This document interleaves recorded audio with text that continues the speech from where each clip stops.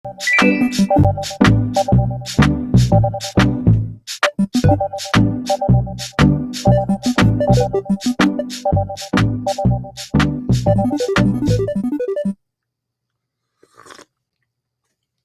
good afternoon, everyone, on this June 26th. Again, I ask, where the hell is this year going? I'm so glad that you're joining me today. What a fine day we have. My name's Tom Coffey. I'm at the socials at Coffee and Nuance. If anyone does that crap, and we are streaming live. We're live right now on YouTube. We're live on Rumble, and we're live on X, although nobody watches on X. What are you going to do, right? But I figure, might as well. So you can just bookmark rumble.com/coffeenuance/live, because I may be doing some shows. They might not necessarily be on all the platforms, but you can go there and see me live. So anyway, we got some great news to get to today. That's right. I'm talking about Julian Assange and that he is free. He is free. Well, I've just checked in. Looks like we got some people watching now live on YouTube and on Rumble. So that's good. We got an audience at least. So let's get into it.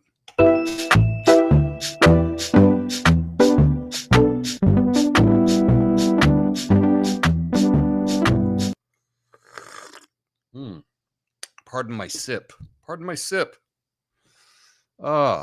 Today, we've got some news that'll make you want to pop the champagne and toss the confetti. Julian Assange is a free man. Yes, the man who gave us more truth than a polygraph test at the DNC.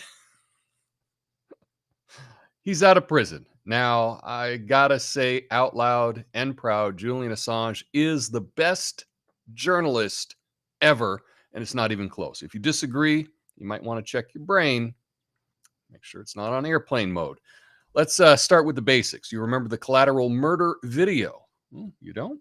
Assange gave us a front row seat to the horror show of modern warfare. No Hollywood filters, no rah-rah, go team spin, just the cold, hard truth. It wasn't pretty. If that didn't make you question what's done in our name, you probably need a soul transplant. Then there were the Iraqi war logs and the Afghan war logs. He didn't just lift the curtain on those wars. He ripped it up, shredded it, and used it as confetti. Civilian casualties, torture, the grimy, gritty details the government would rather keep under wraps, all out in the open, thanks to Assange. We got the real story, not the bedtime fairy tale the Pentagon tried to sell us. And who can forget Cablegate, over 250,000 diplomatic cables giving us a backstage pass to international diplomacy. Forget the headlines. This was the director's cut. Backdoor deals, secret negotiations, the kind of stuff that makes House of Cards look like Sesame Street. Assange handed out the keys to the kingdom and said, "Here, take a look, folks. It ain't pretty." Well, let's talk about the so-called journalists of today. These corporate puppets wouldn't know a hard-hitting story if it smacked them in the face. They're too busy kissing the establishment's ass to do any real reporting. Assange is to journalism what a Michigan star chef is to a fast food burger flipper. Hell, we need a new word for what Assange does. Journalist doesn't cut it anymore. He's a truth titan, a reality revolutionary. The rest, they're glorified stenographers. Take the DNC emails. Assange exposed the dirty tricks the DNC played on Bernie Sanders. In Vault 7, he revealed the CIA's hacking capabilities, showing us that Big Brother isn't just watching, he's rifling through your underwear drawer. Assange didn't care about the consequences for himself. He believed the public had a right to know. Compare that to today's media, where the biggest scoop is whether Taylor Swift is happy or sad. And to the critics, the ones who call Assange a villain, a criminal, a threat to national security, here's a newsflash. You are the problem. You're either willfully ignorant or you're in on the con. Assange is a hero, plain and simple. Anyone who says otherwise is either brainwashed or on the payroll. So let's celebrate Julian Assange's release. He's not just the best journalist, He's in a league of his own. Maybe we should start calling him an Assangeist because what he does goes way beyond journalism. It's truth telling at its finest, and anyone who stands against that, they're the opposite of a journalist. They're a corporate mouthpiece, peddling propaganda. So here's to you, Julian Assange. You've earned your place in the pantheon of journalistic legends. You showed us the truth. You showed us the truth when it mattered most, and for that, we'll always be grateful. Let's make sure your legacy endures and that the light you shone on the darkest corners of power never dims. My name's Tom Coffey. This is a Coffee Nuance show, the least watched, censored commentary and news show live right now. Flame on.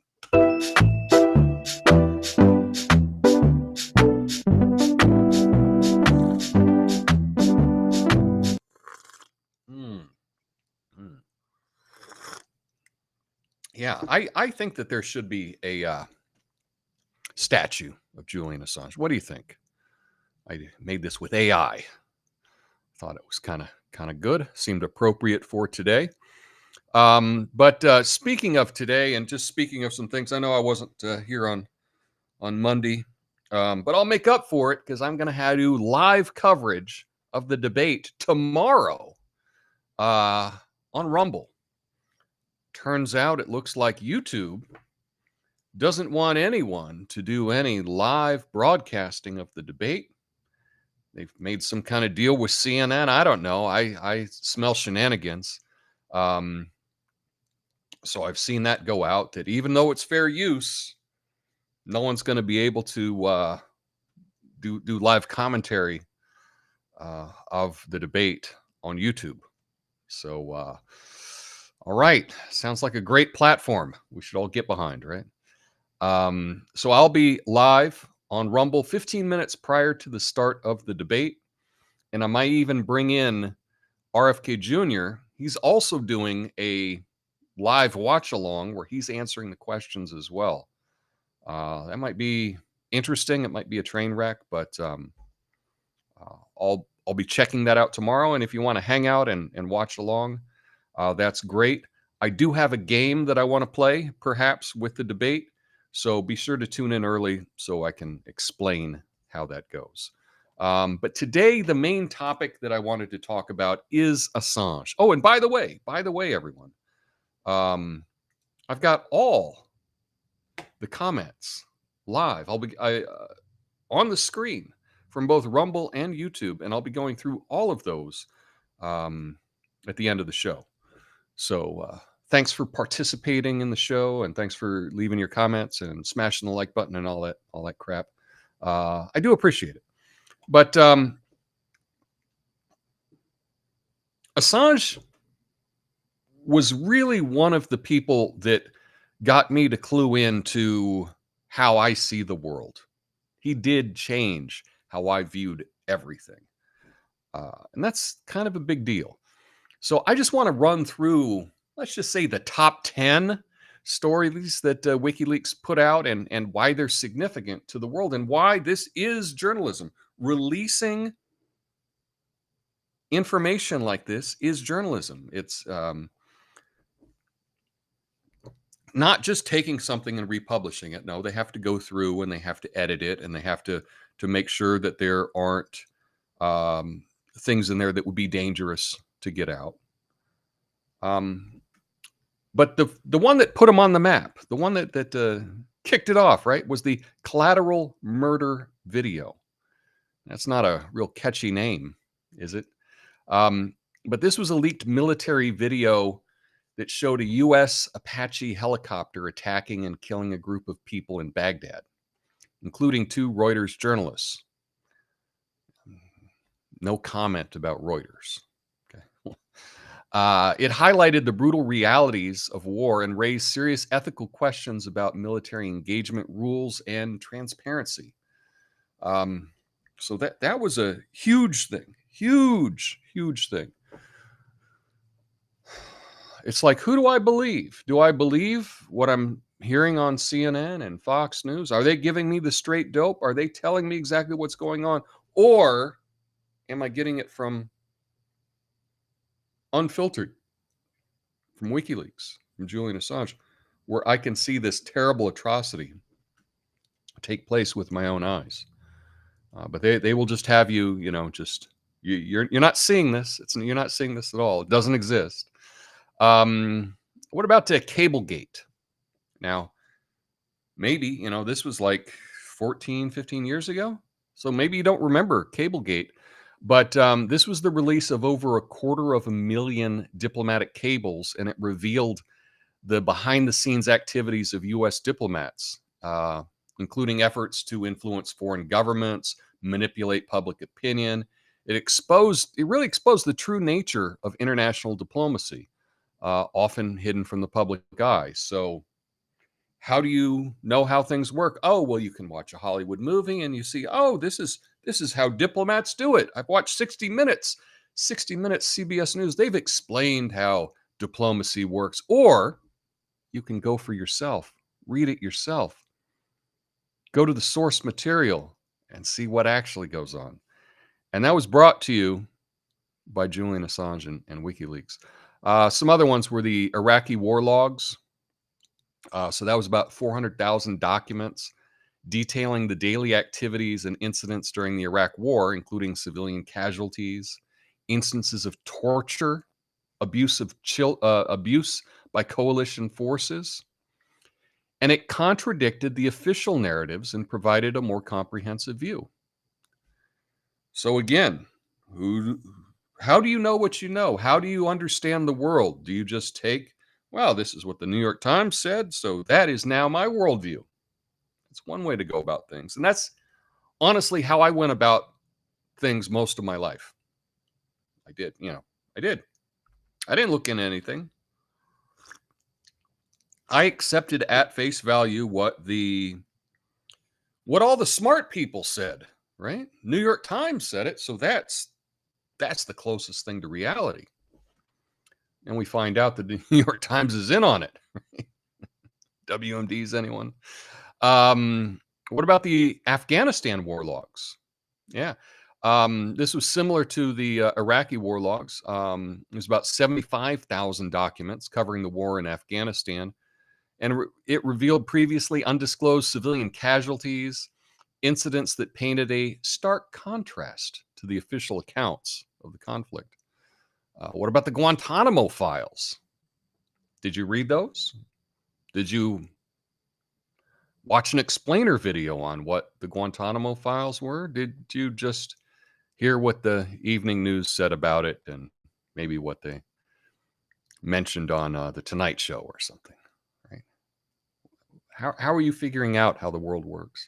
These documents provided a detailed information about detainees at Guantanamo Bay, exposing inconsistencies in the treatment and classification of these detainees. It raised questions about the legal and ethical implications of the detention center and the broader war on terror. Now, I don't know. And then what was interesting, right, is, well, when Obama took office, he was talking about closing that. Still open, right? As far as I know, or did it? Did they finally close it this year? I don't know. Sometimes my daydreams kind of mix with reality, and I'm not sure if I read that or not. I don't know. But here was the big one for me, and this was the DNC emails. So there were the DNC emails, John Podesta emails. These are two separate things, but close. The release of the emails from the DNC showed bias against Bernie Sanders in favor of Hillary Clinton during the 2016 Democratic primary.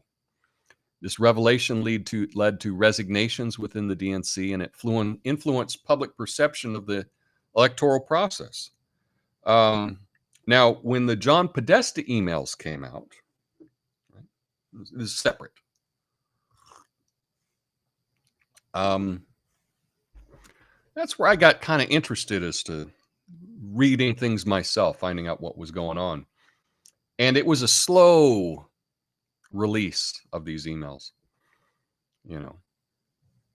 And I love just getting up in the morning, making myself a fresh cup of coffee, and then just going through the next 1,000 emails that were released. scanning through them, reading them for myself. And I read all of them. And after reading all of them, you would have a different view of how power works, of how politics works, of how DC works. And I don't think that you can come out of that with unchanged. Let's just put it that way. There was the Hillary Clinton email archive, right? So these were emails that Hillary Clinton's private server during her tenure as Secretary of State. You got to see potential conflicts of interest, which never was punished. Interactions of the Clinton Foundation with foreign donors, which, nothing's really come of that. But that did impact her 2016 presidential campaign.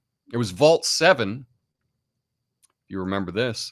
This was a series of documents that revealed the CIA's extensive hacking capabilities, including tools for hacking into smartphones, computers, smart TVs. It raised significant concerns about privacy, security, and the potential for government surveillance. So yeah, you got a smart TV, and guess what? We found out the government could just get in there and turn your camera on, watch in your living room. We wouldn't have known any of this stuff. Right? We're not getting this kind of reporting from CNN, are we? No.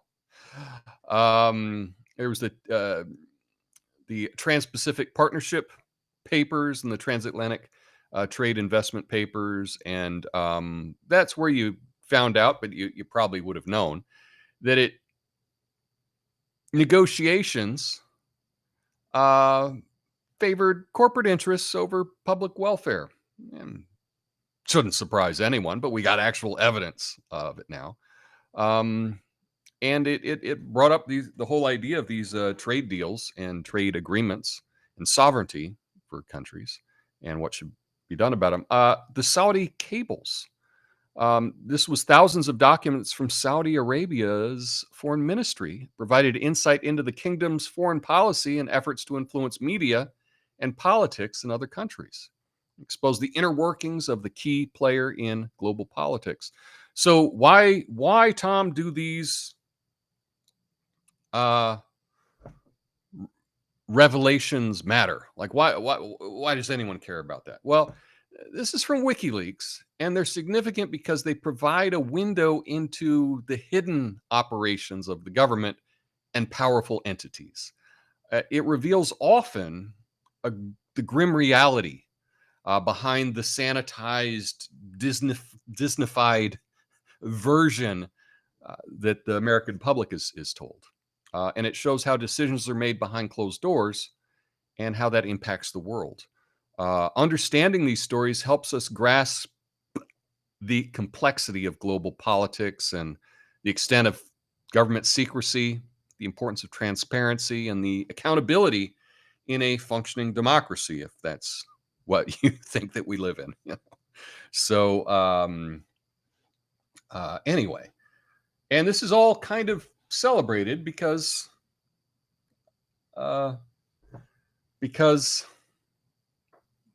WikiLeaks and Julian Assange.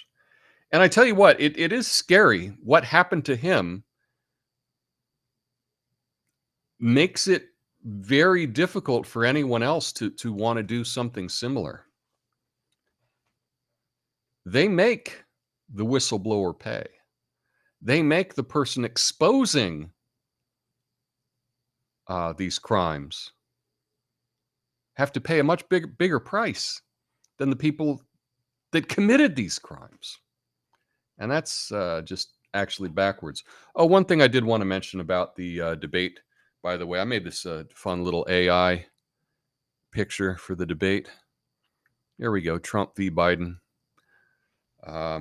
Anyway, I'll be doing that tomorrow. So please tune in live if you want to hang out and have fun and watch the disaster live. I think it'll be a lot of fun. But today, like I say, the main thing I wanted to talk about was Julian Assange, how he played an impact on me, how he changed my life. And to me, it is a litmus test. If someone's opinion on Julian Assange just shows if someone is either evil or just a dumb automaton that believes whatever BS the media tells them. And I can't think of anything more simple than to find out how someone views the world, is their opinion on Julian Assange. Now, I'll give you, I guess, the two little things about Assange. Like I say, the one I would be going through WikiLeaks, the new releases, and I would just be reading them even before I had a show. I'd be sitting at my breakfast table,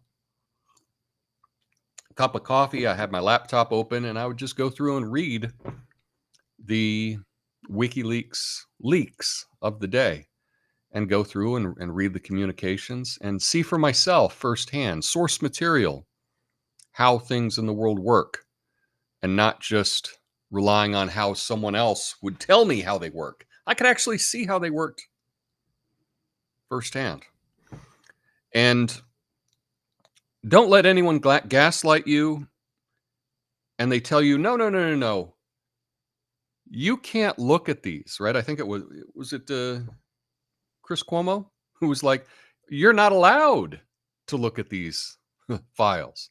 You need to depend on CNN, right, to explain it to you, because you can't look at this yourself. You can.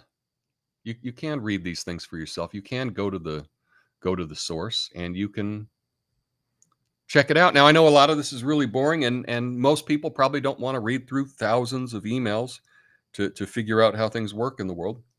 I'm not saying you have to. But if you want a better understanding of how politics works, how the world works, and that's possible, and you choose not to do it, well, then that's on you. That's on you. Anyway. Anyway. Oh, the other thing I was going to say is I no longer really have a Facebook. I do have a Facebook account. I think there's a page. I have a page up there. I haven't logged in years. But why I quit Facebook was because of Julian Assange. Up until that point, anytime I would post something, I didn't post a lot, but I would post something and, I'd get like 20 likes, 50 likes. I would get it, automatically every time. And I knew for a fact every time my mom would like every single thing I ever posted, which I'm sure a lot of your moms would do as well, right? Well, I posted something about Julian Assange. It was like a link to a video about Julian Assange. And I didn't get a single like. And I thought, well, that's weird, because on my last one, I got like 50. So why did I get none? And then maybe a month went by, I posted some other stuff. It got, likes and everything like that. And then I posted something else about Julian Assange. And again, 0 likes. Well, I might be slow, okay? But I'm not an idiot. Clearly, that post that I was doing to a small group of people was being hidden. It was being hidden by Facebook, the algorithm. And they didn't want anyone to see that. In fact, I called my mom. I was like, hey, how come you didn't, did you see this post I did of Julian Assange? And she said, no, I haven't seen it. I never saw it. She's like, I never saw that. And then I did a second one. She didn't see that one either. It tells you what an organization or what a social media company believes if they're hiding any information at all about Julian Assange. In fact, I'll probably be able to look at the numbers on this video, and I don't expect them to be, let's say, the average numbers, that's for sure. So then after that point, what I did is I made my account private. I deleted all the friends. I just deleted all the contacts because I didn't want the Facebook to be tracking who my friends were and all that. I just deleted everything, and I kept the account open just so that I had it, I guess. But I haven't logged in years, so I set it to private. I deleted all my contacts, and then I just deleted all the posts that I had. It's essentially I don't have an account, but I just have it as a placeholder. Because I found out how can I support a platform that does that? I can't do that. And but yeah, no, Julian Assange's work has done so much for me, has given me so much in the way that I understand the world. And I don't think that I would be the person that I am today had it not been for reading the projects that he did. Anyway, that's about all I have for you right now. Stick around for the after show. I will go through all of your comments on both YouTube and Rumble. And I will see you on Thursday, tomorrow, for the debate. Till then, peace.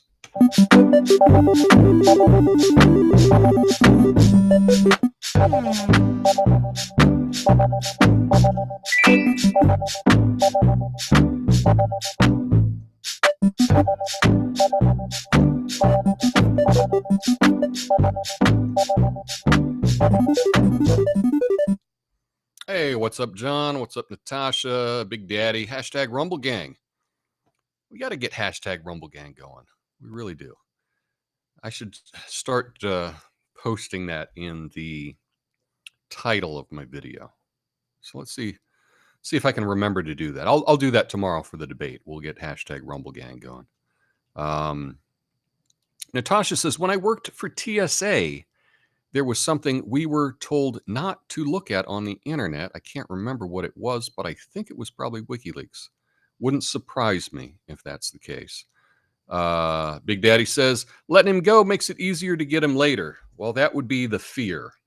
That would be the fear I think that a lot of people would have. He's the Caitlin Clark of journalism. It's good. We gotta have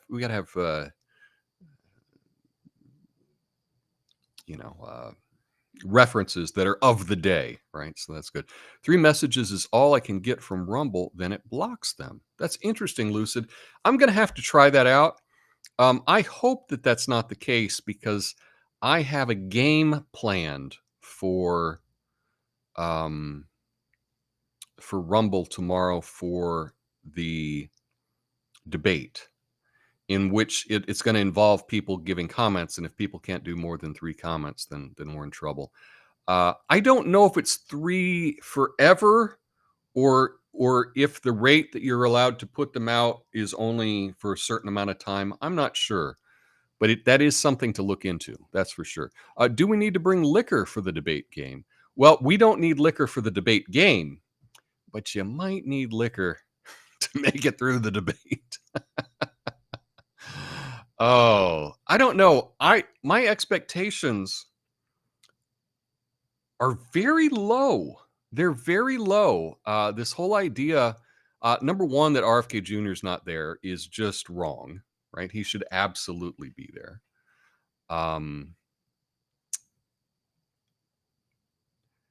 I don't think the Democrats thought that Trump would take the bait. I think that they set up this thing. They're like, oh, here's what we want. We want it on CNN. We want no audience. We want the 2 moderators that hate you and have a history of denouncing you, Trump, for years on the air. We want all of these things, thinking that Trump would say, well, that doesn't sound right to me. And then they would have an excuse not to have a debate. Trump's like, yeah, I'll do it. So it's very bold on his case. I think all Trump has to do is just, I don't know, be cool, and he's going to win. That's it. And again, I would love it if he would troll Biden. I would love it if he would talk about him, what kind of drugs did they put you on for this debate? And I would love it if he would directly address the Charlottesville hoax. That would be something. As we know, Biden said that as when he ran for president last time. He said the reason he did it is because, Trump called Nazis fine people, you know. And Snopes, even Snopes, I think over the weekend, finally put up a fact check and said that's not true. So it's gonna be interesting, that's for sure. I don't like that the mics are gonna be turned off except when you have time to speak, because I want to hear all the zingers coming from Trump, and I'm sure he's got some good ones, but we'll miss out on that. Lucid says, I'll watch it live with you. That's cool. Got my alarm set for tomorrow. Nice. Cool Frog. What's up? Peace, Cool Frog. Nice to see you. Harold and Kumar exposed what goes on in Guantanamo Bay. That is true. That is true. You can read the WikiLeaks on Guantanamo Bay, or you could watch Harold and Kumar go to Guantanamo Bay. So that's pretty good. The Moral Authority called CNN. Yeah, exactly. Yeah. Big Daddy says, I use Facebook mainly for the Messenger app to talk to my brother. Yeah, that's the thing is certain people are only on certain places. I haven't been on Facebook in years. It hasn't been, it might even be, it's been at least 5 years. I haven't even been on there. And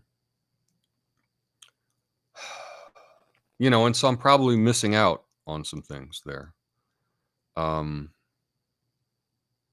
I don't have the app installed on anything. I don't want that app on my phone because we know what happens with that.